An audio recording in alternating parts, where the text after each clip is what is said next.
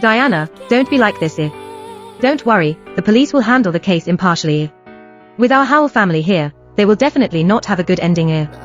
Those men were probably frightened by my madness, and huddled in a corner with their lips curled. It's your failure as a mother for not raising your child properly. This is how we discipline students here, no punishment, no success. Who would have thought your daughters would be so fragile? Truly unfortunate. I pointed at them with trembling fingers. The anger in my heart seemed to be about to explode, until I wished I could tear them into pieces. A fishy smell rose from my throat. I suddenly spat out a large mouthful of blood, closed my eyes and lost consciousness. When I woke up again, I was in the Howell family's old house. My sister-in-law was standing by my bed with red eyes. Diana, are you awake? Don't worry, we have already dealt with the police. We will definitely not let those beasts go this time. I stared at the ceiling with empty eyes as I pleaded, please, let me go. I have nothing left.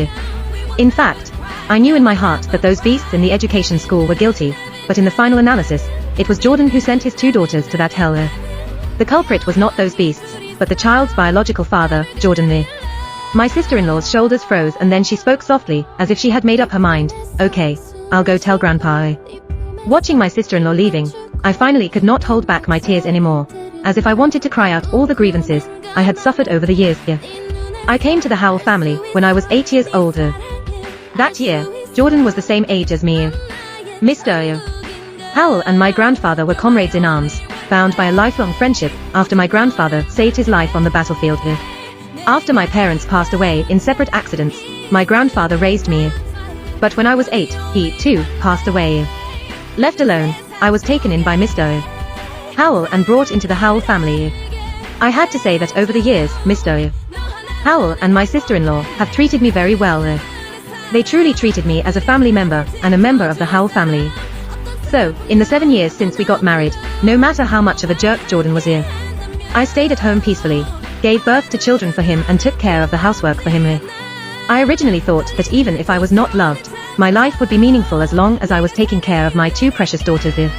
But then, I had nothing.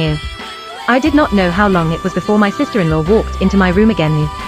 Grandpa asked you to pass. When I walked into the old man's room, he was sitting on a wooden chair beside the bed, looking at me with eyes full of heartache. Diana, you are a good girl. I heard from your sister that you have been wronged over the years. The child will be cremated tomorrow. You can leave if you want after that. That brat is not worthy of you. You should not let him keep you from doing this any longer. I said nothing and bowed deeply to the old man. I bent over and watched my tears fall on the wooden floor. I was grateful to the Howell family for raising me for more than 20 years. But there was no way I could forgive Jordan, the executioner, who killed my child. As I returned to the room, Jordan was already waiting in the room. When he saw me, he looked sarcastic. What? Are you so impatient to come back and complain to Grandpa? Diana, do you really think that if you appease my grandfather and sister, I will take care of you and live a good life? The moment I saw Jordan, the hatred in my heart engulfed me like a tide. I wanted to kill him immediately and send him to hell.